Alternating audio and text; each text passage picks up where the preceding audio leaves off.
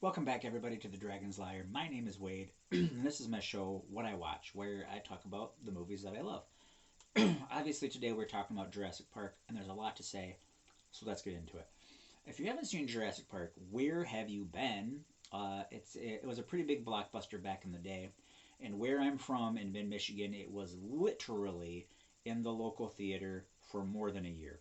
On the 1 year anniversary of it being in the theater for a year, they sold tickets for 95 cents. So let's talk about it a little bit. It came out in 1993, so I was like 10. It's PG-13, 2 hours and 7 minutes long. IMDb has it rated at a 2.8, and their Metascore is a 68. I'm assuming that's out of 100. Rotten Tomatoes has it as a 91% fresh, which is really good for Rotten Tomatoes. And the Rotten Tomatoes audience score is also a 91%, which I think is kind of rare that the freshness score and the audience score is the exact same number. I could be wrong there, but I think that's rare. It can be classified as science fiction, terror, action, adventure, and thriller.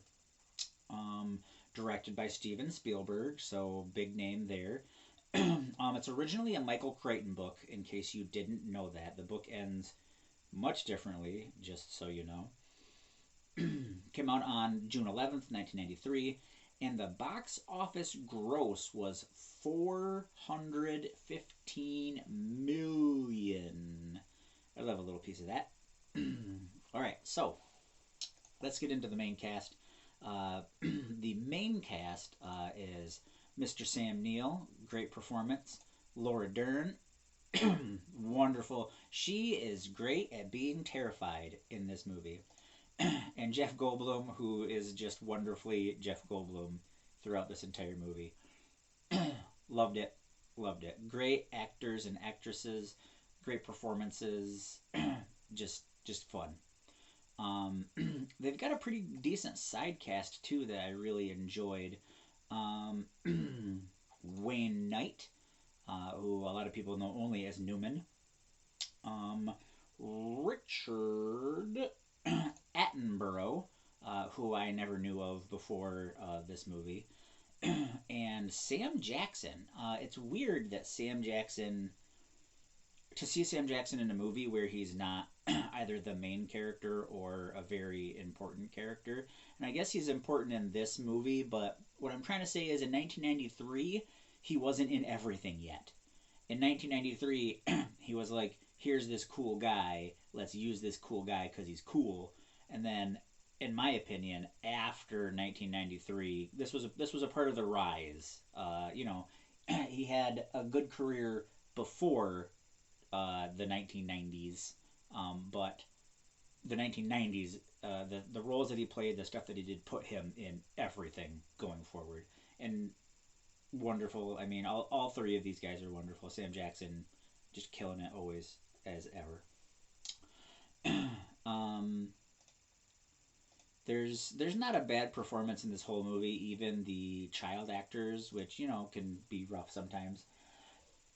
um, yeah, I got nothing bad to say. Great performances all around.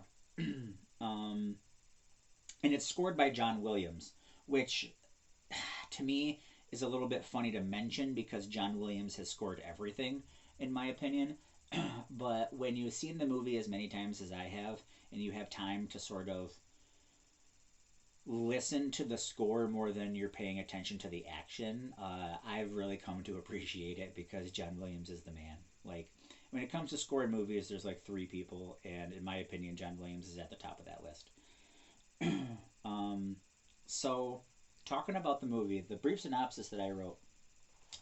if you don't know anything about Jurassic Park, let me tell you this: there are dinosaurs, because Jurassic refers to the Jurassic period in Earth history where there were dinosaurs. So there are dinosaurs in this movie. Surprise! I'm trying not to give too many spoilers, but the brief synopsis that I wrote is two archaeologists accept a trip to an island theme park. They meet up with a mathematician, a lawyer, and two children to explore and experience the park before it opens. Suddenly, man and dinosaur are thrust back together into the same world, but can they coexist? So, knowing some things that I've already said, that Jurassic Park contains dinosaurs, and that it is a thriller, action, adventure, science fiction, terror movie, let me tell you this: people get chased by dinosaurs, people get eaten by dinosaurs. However, it's PG-13. There are some swear words, like the S word and the D word, but there's like no F bombs. There's no nudity. It's pretty family friendly in that sense that I think there's like one S word and one D word in like the whole movie. So it's pretty family friendly. And for one thing I appreciate is for all the action and dinosaurs and chasing and thrills and surprises and scares, because there's definitely all those things: chases and thrills and surprises and scares. It actually does a really good job of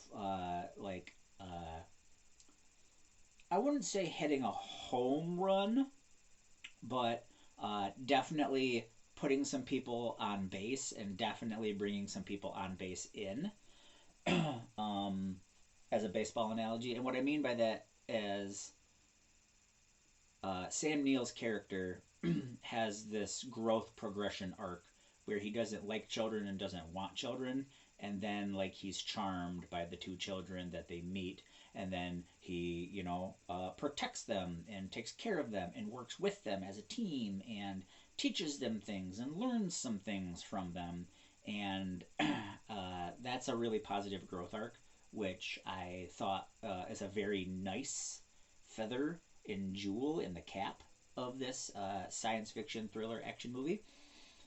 It also has great moments of comedy. So there's a couple of moments where like there's a moment where Sam Neill plays a prank on the kids once he's grown to like kids and once they trust him, and the boy child appreciates it very much. The girl child does not. And then there's funny moments where like a dinosaur sneezes on the girl character. There's moments where something stressful just happened, and then the characters joke about it, and they're family friendly jokes, and even the prank is kind of family friendly. It's a little dark, but still. So it was nice to have those things, because you have like mature moments where there's like dudes with guns fighting dinosaurs, even though they don't show a lot of blood or gore. There's no gore in the movie. There might be a little bit of blood, maybe a little bit of blood. There's like a severed arm at one point, but it's obviously of a prosthetic. I mean, like our standards of visual graphics, it's obviously not real. But I think from beginning to end, this is a really fun movie that shares some fun stories. And even with the Jeff Goldblum, because the Jeff Goldblum character is the mathematician. So Sam Neill and Laura Dern are the archaeologists, and Jeff Goldblum is the mathematician, and even a scientist, because he talks about science.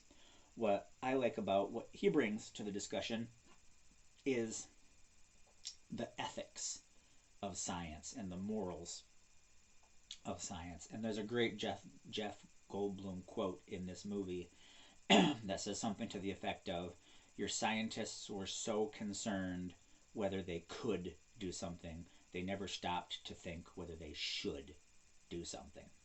And I really appreciate that. I've used that quote myself because there's a lot of common sense in that quote. I just think there's a lot here with this movie that's very worthy, very worthwhile. It is 2 hours and 7 minutes, which is more common now than what it was back in 1993. But I love this movie. I broke it out to share it with you guys because it's on my list of things that I love, and that's what the Dragon's Lair is all about: is sharing things that I love. Safe for your family. There are some jump scares. There is some action and some chasing and some dinosaurs eating people. We here at the Dragon's Lair understand that you're a very busy person, so you could spend your time anywhere on the internet. We want to say thank you for spending your time here with us at the Dragon's Lair.